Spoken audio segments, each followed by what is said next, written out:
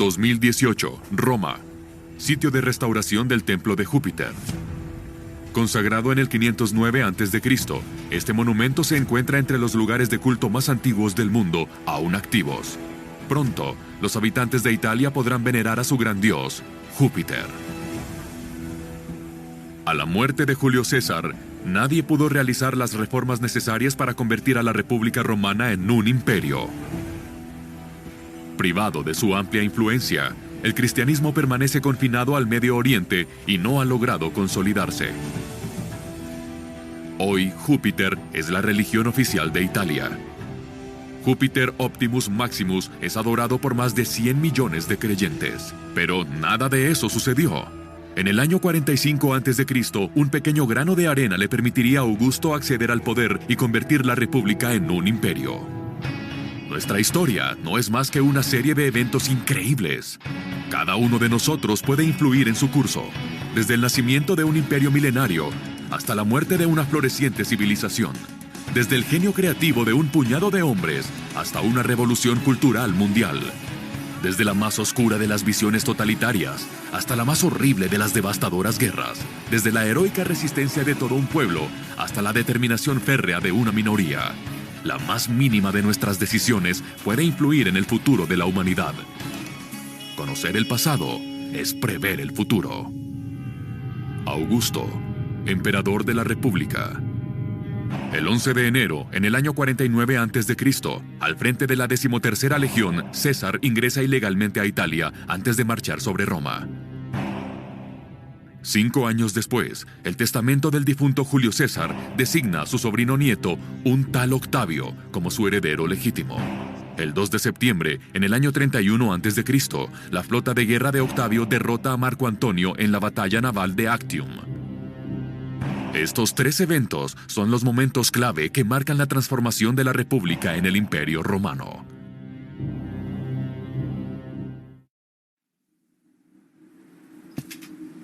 ...27 de septiembre del año 52 a.C. La noche fue larga. Ayer, los ejércitos galos asediaron el fortificado campamento romano.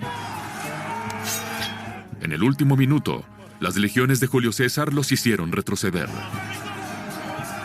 Hoy, el procónsul romano espera la rendición de su líder, Vercingetorix. La República Romana está a punto de conquistar Galia.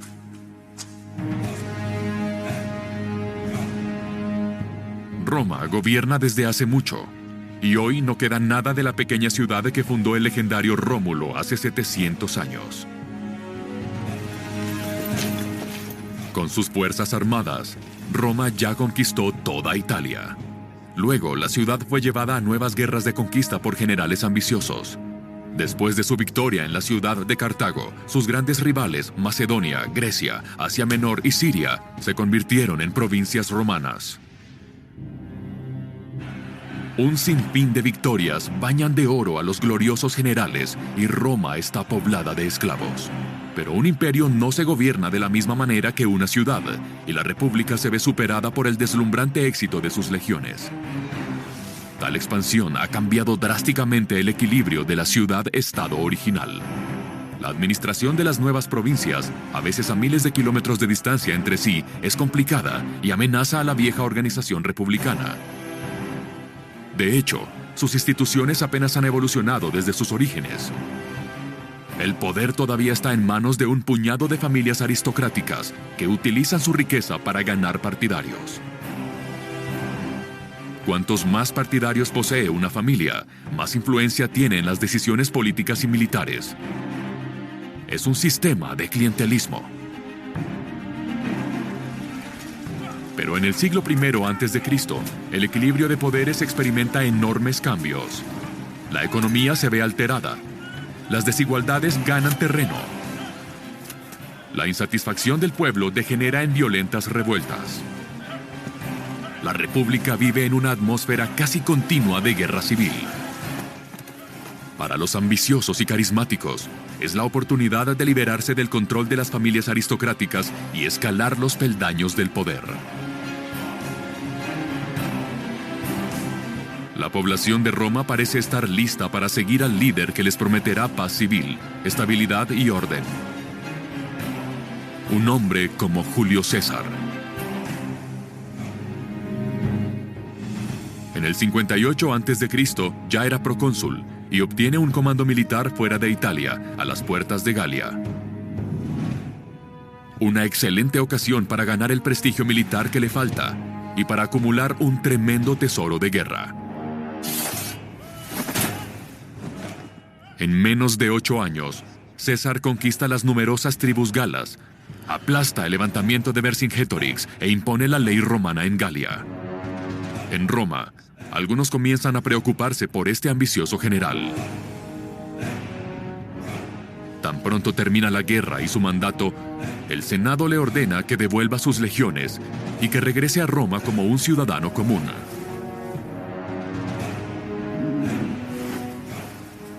Si obedece, podría mantenerse en un segundo plano. Si se niega, se convertirá en proscrito. El 11 de enero del año 49 a.C., se enfrenta al Rubicón.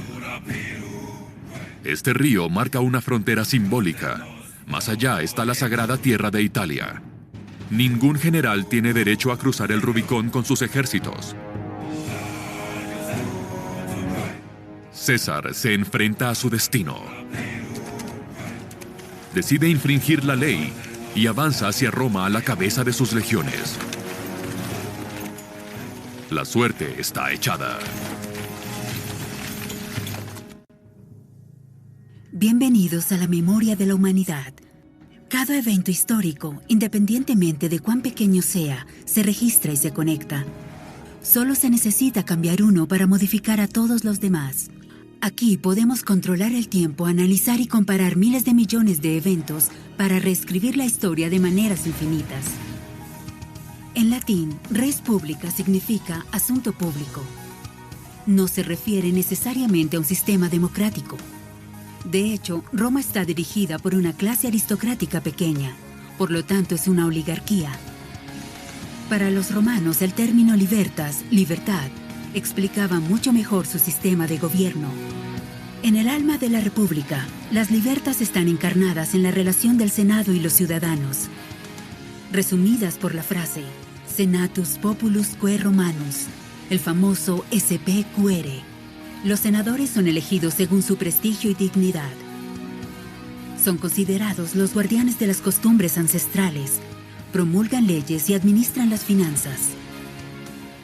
Los representantes del pueblo eligen a los magistrados a cargo del poder ejecutivo. Estos altos funcionarios están dotados de poderes específicos durante un periodo determinado. Los cónsules, los más poderosos, representan al imperio, el poder de mando civil y militar. Sin embargo, como todo magistrado, los cónsules deben deshacerse de su poder una vez que su mandato finaliza.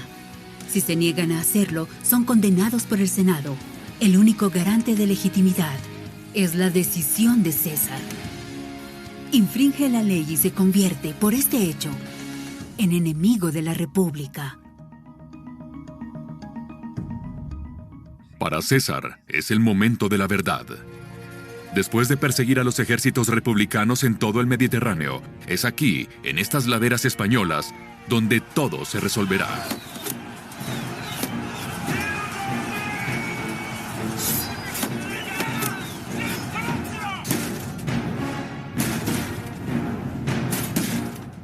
El 17 de marzo, en el año 45 a.C., en Munda, Julio César derrota al ejército republicano y pone fin a una terrible guerra civil.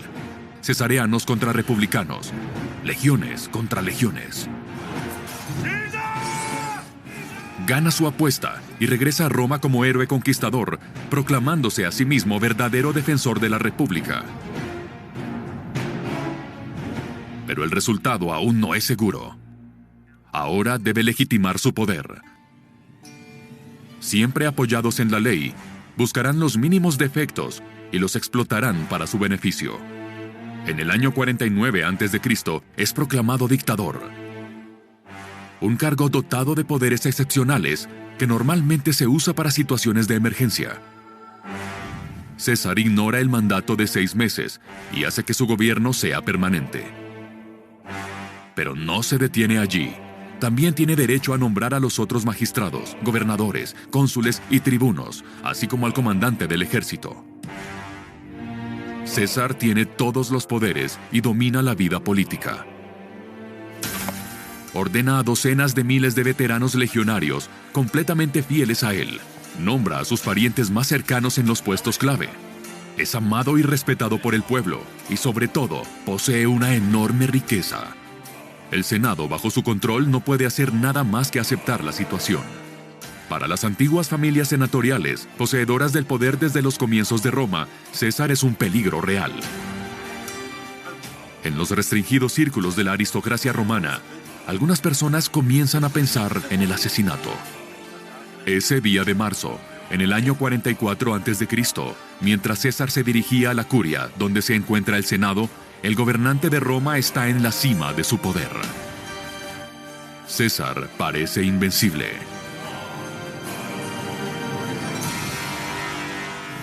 Roma no se construyó en un día. Originalmente era una monarquía y se convirtió en una verdadera república en el momento del desalojo de su último rey, Tarquín el Orgulloso. Los romanos conservan un recuerdo traumático casi mítico de este periodo, así como un profundo rechazo hacia todas las formas de monarquía. Muy apegada a la noción de libertas, la gente encuentra nuevos héroes, como Lucius Cincinnatus, un ciudadano del que se dice dejó su campo para liderar a los ejércitos y salvar a la patria de un gran peligro. Dotado de poderes extraordinarios y casi ilimitados por la dictadura, se dice que derrotó a los enemigos de Roma, luego devolvió sus poderes al Senado, antes de regresar a su campo como un modesto ciudadano. Con el paso de los siglos se ha convertido en un modelo semilegendario de virtud y humildad, un ejemplo de devoción al bien público. Numerosos políticos romanos afirmarían más tarde ser seguidores de este hombre, mientras César hizo exactamente lo contrario. Se convirtió en enemigo de la República al avanzar sobre Roma, subyugar al Senado y tomar el poder para su beneficio. Para muchas personas, el fantasma de Tarquín el Orgulloso y de la monarquía amenaza nuevamente a su amada República. Es apuñalado 23 veces hasta morir.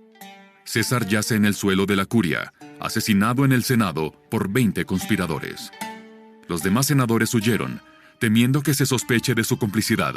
Entre los conspiradores hay una fuerte evidencia de indecisión. Primero piensan en deshacerse del cadáver en el Tíber, luego abandonan la idea. Sorprendentemente, nadie parece haber planeado qué hacer con el dictador muerto. Marco Antonio, el leal teniente de César y veterano de todas sus campañas, aprovecha la oportunidad. En el funeral de César, pronuncia una emotiva oración fúnebre que galvaniza a las masas. Locos de ira y con sed de venganza, los habitantes de Roma están cada vez más enojados. Los asesinos de César se ven obligados a huir. A partir de ahora, Marco Antonio es libre de hacer lo que quiera y hábilmente actúa como su sucesor. Pero el gobernante asesinado escribió un testamento. En este documento rigurosamente legal, se estipula que adopta a Cayo Octavio, su sobrino nieto, y le cede su riqueza. Un joven de 18 años, poco conocido, se convierte en el heredero del prestigioso nombre de César. Marco Antonio obtiene el prestigio militar y el favor del pueblo. Octavio hereda el nombre y la riqueza de César.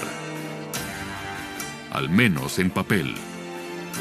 De hecho, el joven Octavio es privado de su herencia legal por Marco Antonio. Entre los dos sucesores, el conflicto es inevitable.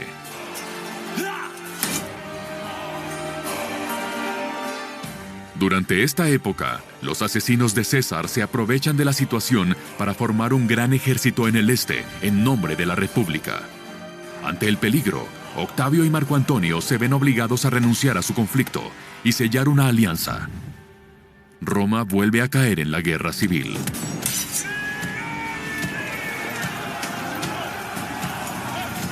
Durante la terrible batalla de Filipos en el año 42 a.C., Marco Antonio demuestra que realmente él es el digno heredero militar de César.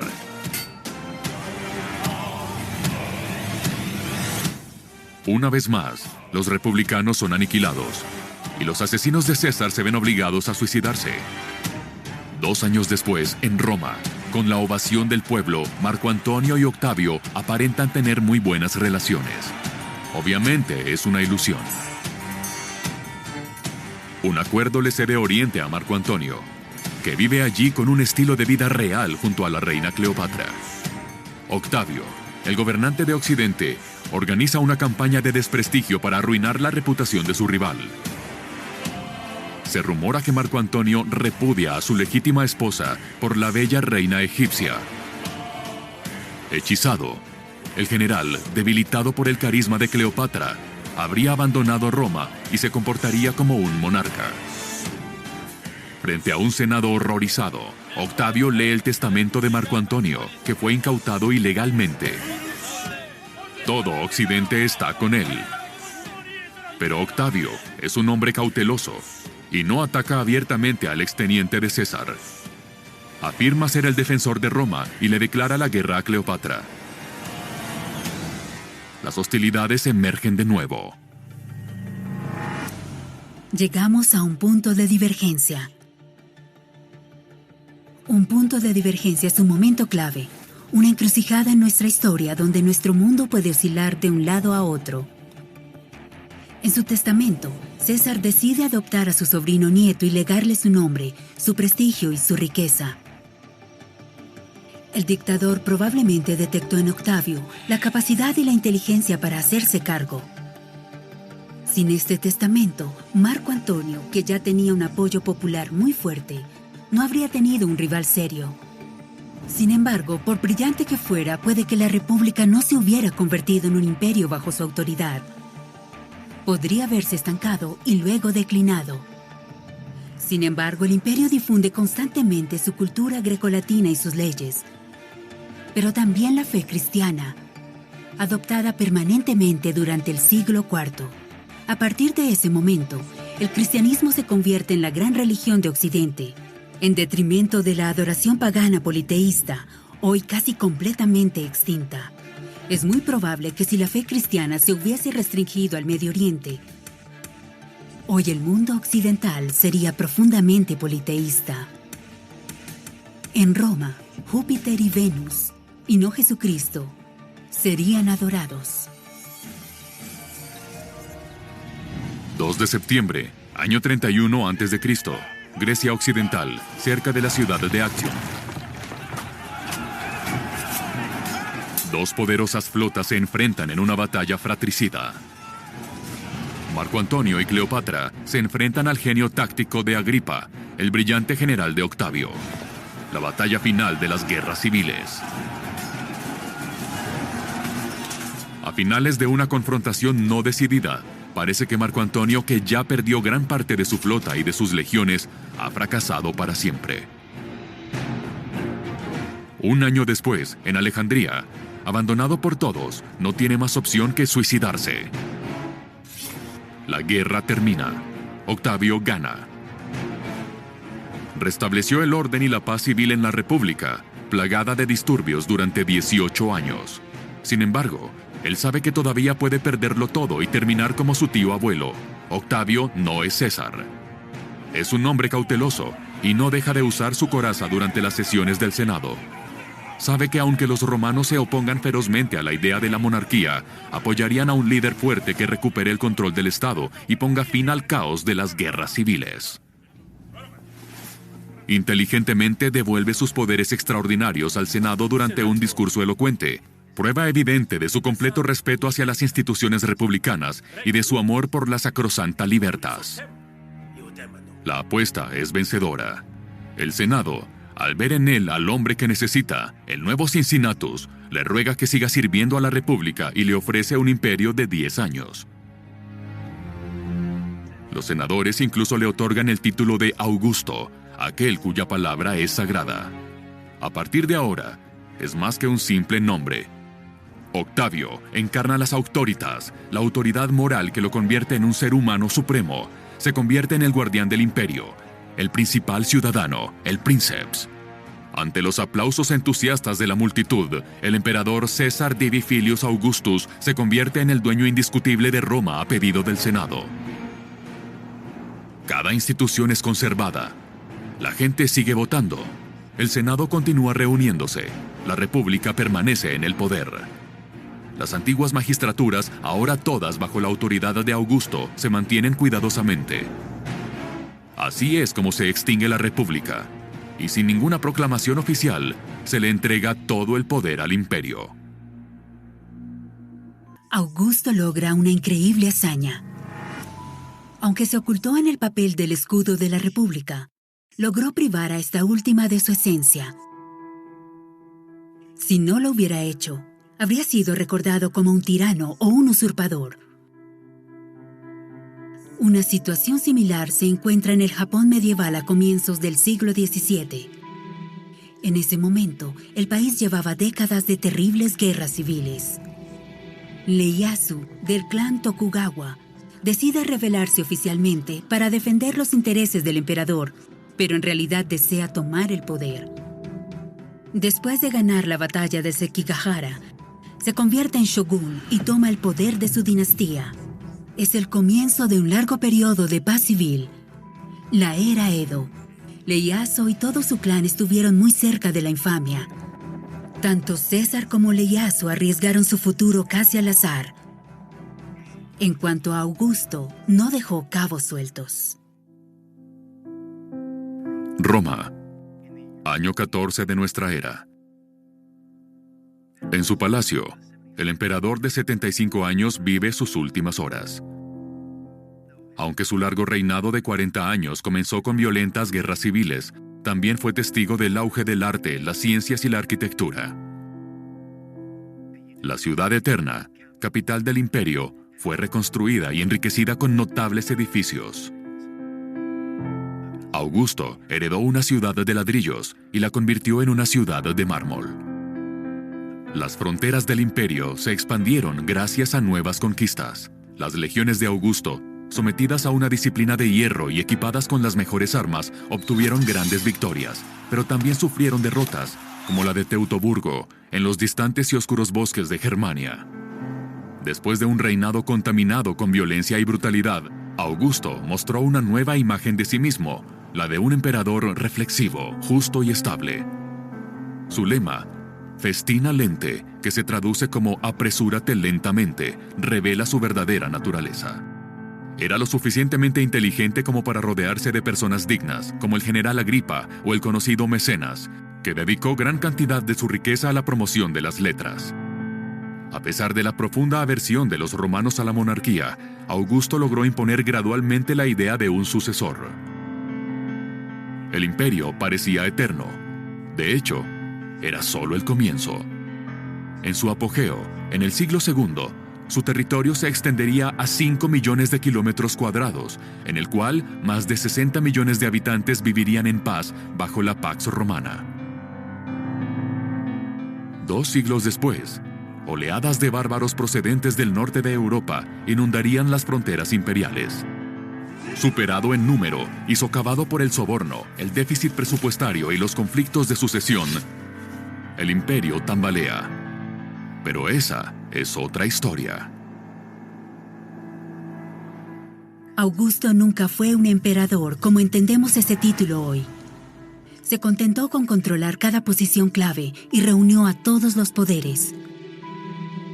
Es como si en nuestras democracias actuales un hombre pudiera ser presidente de por vida, nombrar al primer ministro, al director de finanzas y al Banco Central, el jefe de las fuerzas militares, el primer secretario de los sindicatos y el jefe de asuntos religiosos. Hombre inteligente, Augusto le ofreció a Roma seguridad y estabilidad a cambio de poder supremo. El gran regalo de Augusto fue usar todas las herramientas a su disposición para consolidar su poder. Guerra, acción política, pero también complot y manipulación de la opinión pública. Incluso a menudo se mostró implacable, cruel y despiadado. Sin embargo, después de llegar al poder, después de décadas de guerra civil, buscó la paz por todos los medios posibles. No solo se apoderó del poder para su propio uso, sino que se esforzó por la grandeza de Roma, adoptando la más estricta rigidez y un estilo de vida austero. Le dio a la Pax Romana un futuro común y un tremendo imperio a los pueblos del Mediterráneo. Un imperio milenario. El Imperio Romano.